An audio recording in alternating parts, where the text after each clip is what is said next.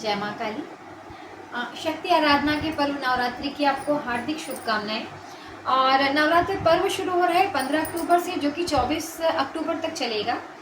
और जैसे कि पता है हमें कि नवरात्र का व्रत करते हैं हम लोग, पूजन करने जाते हैं, मंदिर में जल चढ़ाना है, घर में कलश स्थापना होती है, साथ ही सप्तशती का पाठ होता है। हम अलग अलग नाम रक्षा स्रोत का पाठ करते हैं, कुछ लोग सप्तशती का पाठ करते हैं, देवी भागवत, देवी महापुराण, जिनकी भी जो आस्था है, श्रद्धा है, वो पाठ किए जाते हैं।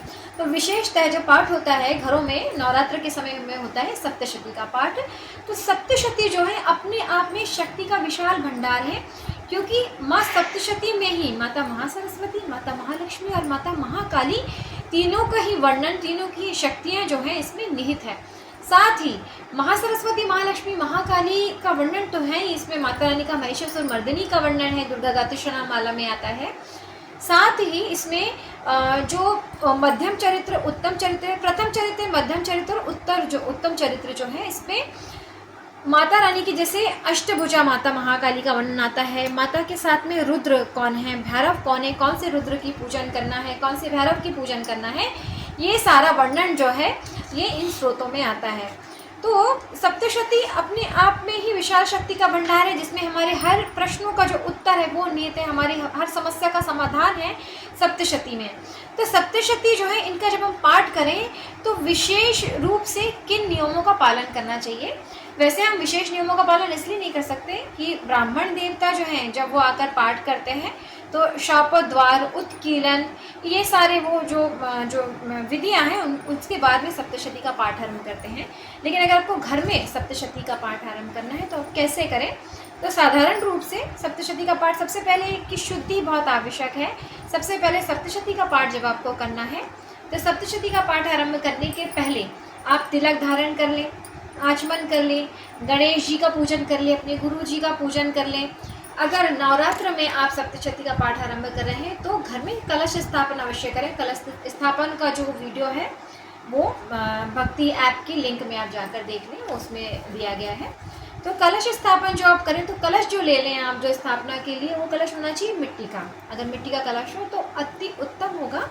और उस कलश में थोड़ा सा चावल, हल्दी, सिक्का, सुपारी इत्यादि डालकर, गंगाजल और फिर पंच पल्लव जो है या आम के पत्ते जो हैं आसपास लगा करके ऊपर उसमें नारियल रखा जाता है। तो ये कल वीडियो के माध्यम से हम बताएंगे आपको।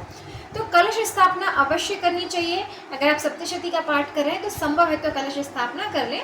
साथ ही माता ज्वाला मालिन्य नमः, अर्थात ज्वाला के रूप में माता रानी नवरात्रि के समय विराजमान की जाती है। तो अखंड ज्योति आप जला सकते हैं तो अति उत्तम है।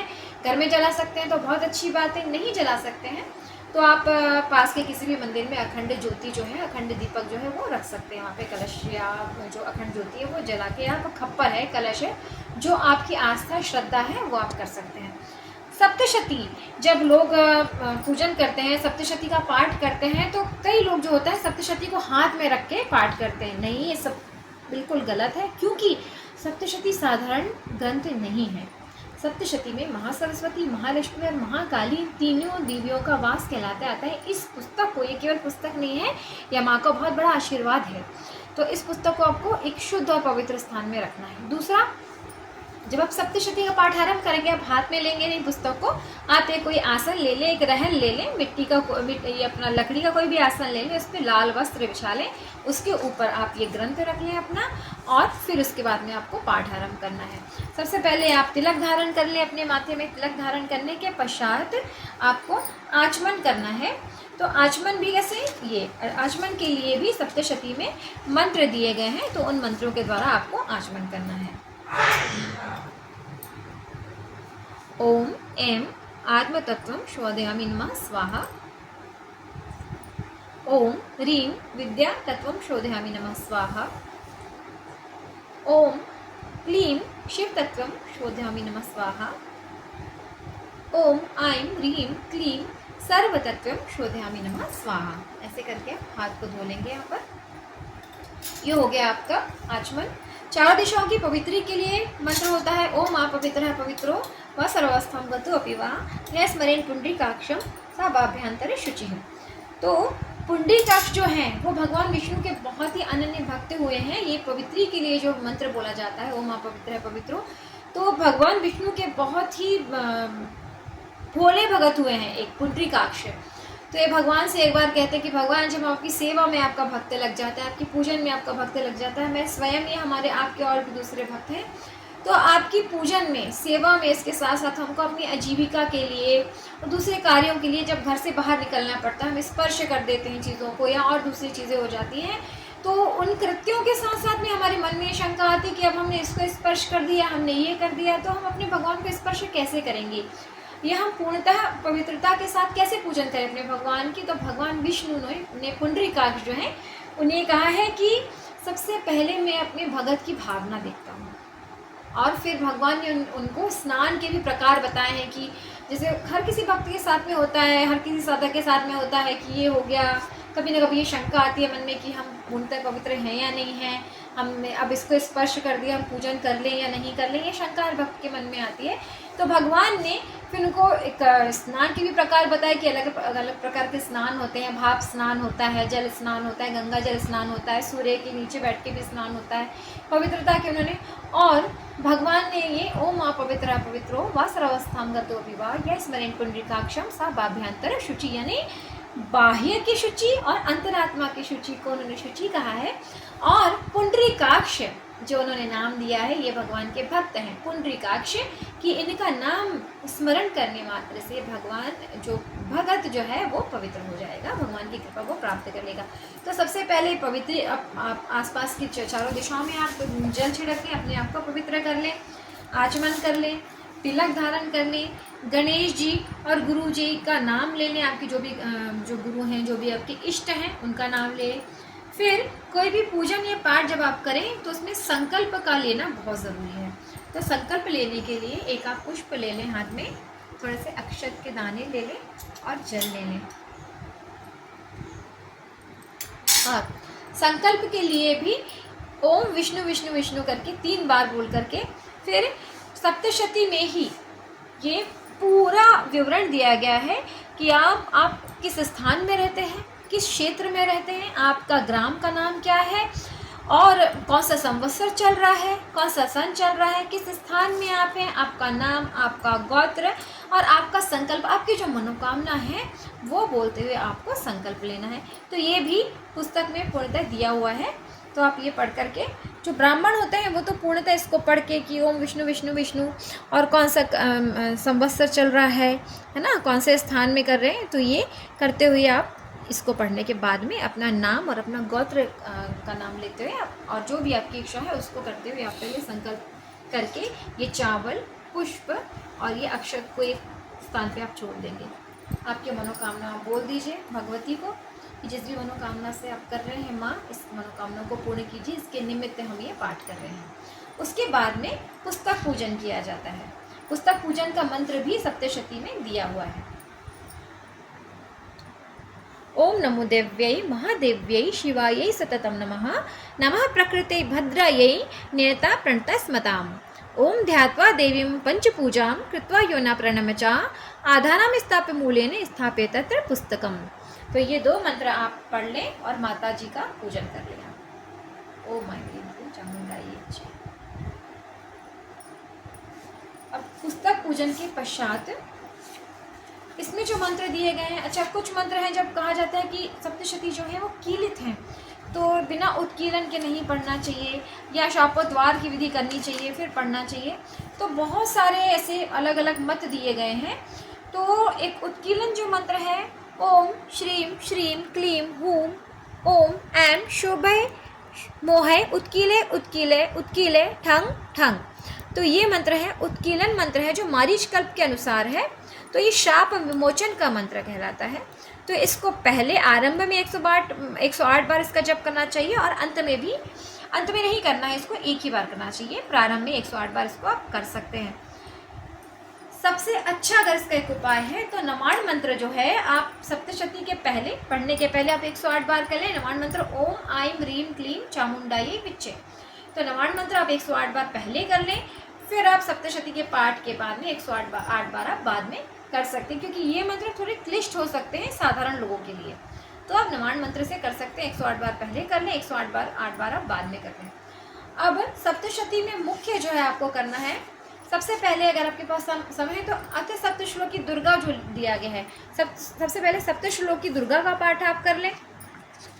फिर उसमें आता है भगवती की 108 नाम जो हैं, उन 108 नामों का पाठ कर लें। फिर आप कवच, अर्गला और कीलक का पाठ कर लें। अगर आपके पास समय की कमी है, रोज आपको जैसे कहीं बाहर जाना है और आप नित्य पाठ करना है आपको, तो सबसे पहले आप सप्तश्लोकी दुर्गा पाठ कर लें। 108 बार जो माँ के नाम दिए गए हैं उनका पाठ कर लें। और फिर कवच, अर्गला और कीलक, इनका क्रम से आप पाठ कर लें। तो सप्तशती का पाठ कवच, अर्गला, कीलक के बाद में देवी सूक्त का पाठ कर लें। तंत्रोक्त देवी सूक्त, और एक जो स्रोत दिया गया है वो गुप्त स्रोत है, तो वो अपने गुरुजी के आप आज्ञा के अनुसार भी कर सकते हैं, क्योंकि वो सिद्ध स्रोत है। तो यहाँ अगर आपको आज्ञा होती है गुरुजी की, क्योंकि वो गुप्त स्रोत है, तो अगर आप करना चाहें तो वो स्रोत अपने गुरुजी की आज्ञा के अनुसार आप कर सकते हैं। नहीं तो सप्तशती का पाठ अगर आपको अगर पूर्णता चाहिए, समय नहीं है, तो आप कवच, अर्गला, कीलक और अर्थतंत्रोक्तम देवी सूक्तम जो आता है, नमो देव्ये महादेव्ये, वो आप कर लें, उतने में पूर्णता हो जाती है सप्तशती की। अब अगर आपके पास कवच, अर्गला और कीलक पढ़ने के बाद में समय है, तो आप अध्याय का पाठ कर सकते हैं। 9 दिन में आप नौवीं तक अध्यायों का पाठ कर लें, फिर 9वीं को आप दूसरे अध्यायों का भी पाठ कर सकते हैं। या फिर क्रम है जो, तो क्रम ऐसा आता है कि आप प्रथम दिन पहले अध्याय का पाठ कर लें, दूसरे दिन आप दूसरे अध्याय का पाठ कर लें, तीसरे दिन आप चौथे अध्याय का पाठ कर लें। फिर प्रथम दिन पहले अध्याय का, दूसरे दिन दूसरे का, तीसरे दिन आप चौथे अध्याय का पाठ करें। फिर चौथे दिन आप 5वें, 6वें, 7वें अध्याय, 8वें अध्याय का पाठ कर लें। 5वें दिन आपको 9वें और 10वें अध्याय का पाठ करना है। 6वीं मतलब षष्ठी को आपको 11वें अध्याय का पाठ करना है, और सप्तमी को आपको 12वें और 13वें अध्याय का पाठ कर लेना है। तो ये क्रमशः क्रम है सप्तशती के पाठ का। सप्तमी के दिन जब आप 12वें और 13वें अध्याय का पाठ कर लेंगे, फिर आप अष्टमी या नवमी को हवन कर सकते हैं, और माँ के मंत्रों के द्वारा आप जो भी आपका मंत्र है, ओम नमो देव्ये महादेव्ये से, और सप्तशती के आखिरी में भी काफ़ी मंत्र दिए हुए हैं, सब जिस भी उद्देश्य की प्राप्ति के लिए आपको करना है, जो भी आपका संकल्प है, उसके अनुसार आप हवन कर सकते हैं अष्टमी या नवमी को। तो ये सप्तशती के विषय में कुछ विशेष बातें हैं। दूसरा, जब आप अध्याय पढ़ते हैं, सप्तशती के जो आप अध्याय पढ़ते हैं, तो जैसे ये प्रथम अध्याय है, तो सप्तशती में ही एक ये लिखा हुआ है, इसमें ही लिखा हुआ आता है कि आप किसी भी अध्याय को पढ़ने के बाद में ये आप जैसे श्री मार्कंडेय पुराणे चाणक्य मन्वंतरे देवी महात्म्य, आपको वध, इति या पूर्ण शब्द का उच्चारण नहीं करना है। ये दोष लगता है इसको करने से। तो आपको कहना क्या है, आपको इति इसमें लिखा हुआ है, लेकिन आपको इस शब्द का भी उच्चारण नहीं करना है। आपको जैसे अपने प्रथम अध्याय पढ़ लिए, प्रथम अध्याय को पढ़ने के बाद में जब पूर्ण हो गया, श्री मार्कंडेय पुराणे चाणक्य मन्वंतरे देवी महात्म्ये प्रथमः ओम तत्सत या दुर्गा अर्पण मस्तु। श्री मार्कंडेय पुराणे चाणक्य मन्वंतरे देवी महात्म्ये प्रथमः ओम तत्सत या दुर्गा अर्पण मस्तु। आप ये बोलेंगे, इति नहीं बोलना है और वध भी नहीं बोलना है, इससे दोष लगता है और किए गए पाठ का फल जो होता है वो क्षीण हो जाता है। तो आपको क्या बोलना है, ओम तत्सत या दुर्गा अर्पण मस्तु। ये कुछ नियम है जो आप सप्तशती के पाठ में कर सकते हैं। अर्थात आपको हाथ में पुस्तक लेके नहीं पढ़ना है, आपको पाठ में वध या इति शब्दों का प्रयोग भी नहीं करना है। पहले आप जैसे या पूजन करने बैठते हैं, आसन लेके बैठे, आसन के साथ में आचमनी लेके बैठे, पुष्प लेके बैठे, अक्षत लेकर बैठे, है ना। सबसे पहले आपको चारों दिशाओं को पवित्र करना है। पवित्र धारण कर सकते हैं, पवित्र धारण के लिए आप कुशा उपयोग कर सकते हैं, कुशा को इस उंगली में पहन सकते हैं, या फिर अगर आपने गोल्ड पहना हुआ है, सोना पहना हुआ है, तो आप ये जो इस उंगली में सोना पहना हुआ है, तो ये पवित्र धारण के अंतर्गत पवित्र धारण में ये आ जाता है। तो ये चारों दिशाओं को आप शुद्ध कर लें, पवित्र धारण कर लें, और साथ में फिर संकल्प कर लें, है ना। संकल्प करने के बाद में अपने भगवती से प्रार्थना करें, जो कि देवी माँ से आप प्रार्थना कर रहे हैं, है ना।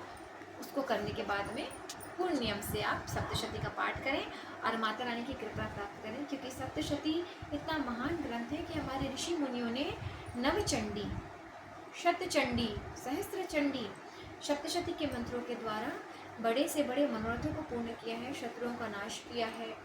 तो ये अपने आप में बहुत ही महान ग्रंथ है। तो इसका पाठ अवश्य करें और पूर्ण नियम से करें और भगवती की कृपा प्राप्त करें। जय माँ काली।